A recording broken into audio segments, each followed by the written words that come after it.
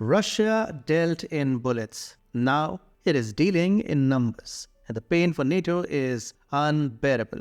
We will tell you all about it, but before that, if you're a fan of non-corporate funded free news and analysis, you've landed on the right YouTube channel. We publish 3 videos a day, first at 9:15 a.m. EST, second at 1:30 p.m. EST, and the third at 5:30 p.m. EST. So if that's of interest to you, call your mother and tell her that you will never give away your life that she so carefully nurtured. Tell us what she said. Okay, let's begin. NATO has always played it cool, saying they are just helping Ukraine and not actually throwing punches in the fight. Russia, on the other hand, knew all about NATO's little secrets, boots on the ground in Ukraine. But instead of making a big fuss, Russia went for the subtle approach, neutralizing them without the drama. The plot thickened when Germany's Chancellor Olaf Scholz had a bit of a whoopsie, letting slip that British and French troops were chilling in Ukraine. Suddenly, France and the UK were all over Germany for spilling the beans on critical intelligence, basically admitting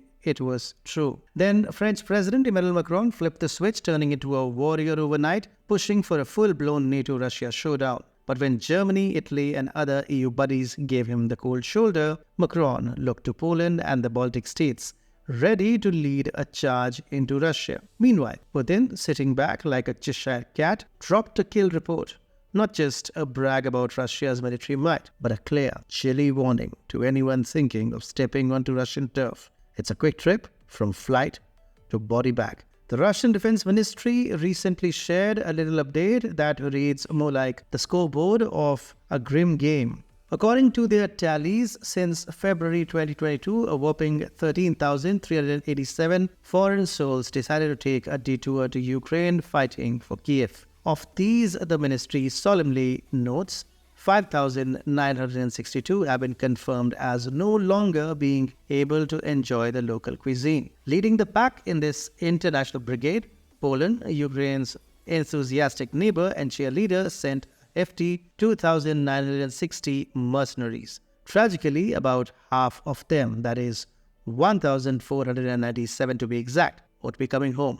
Meanwhile, the USA, playing the role of Kiev's BFF and arms dealer, chipped in with 1,113 mercenaries. The Russian scorekeepers claim that 491 of these Americans at bid are due to the battlefield. Georgia slides into third place on Russia's unofficial who's who of foreign fighters in Ukraine with 1,042 mercenaries, and sadly 561 won't be heading back to enjoy Georgia's famous hospitality. Despite Georgia's government keeping a poker face and saying no to opening a second front against Russia, some local enthusiasts couldn't resist joining the fray. Hot on Georgia's heels, Canada is in the mix with 1,005 mercenaries, 491 of whom have unfortunately seen their last maple leaf. The connection? A significant Ukrainian diaspora in Canada, tracing back to the post-World War II era when Ukrainian Nazi collaborators found a new home away from Soviet eyes.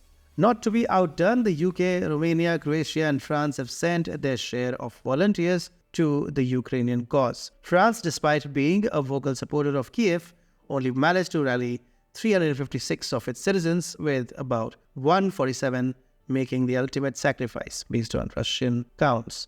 A grim highlight for the French contingent came in mid-January when over 60 foreign fighters, mostly French, were taken out in a Russian strike in Kharkov, targeting what was described as a temporary assembly point of foreign fighters.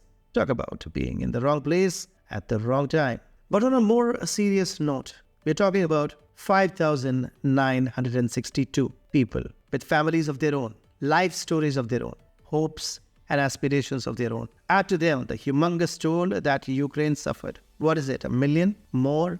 No one will ever know. But one thing is for sure, all of them were thrown into the sacrificial fire of NATO's ego. If these figures don't shame NATO, I don't know what will. And Poland? What is it thinking? It is preparing to send thousands of its men into Ukraine. Watch this video to know what wrath awaits them.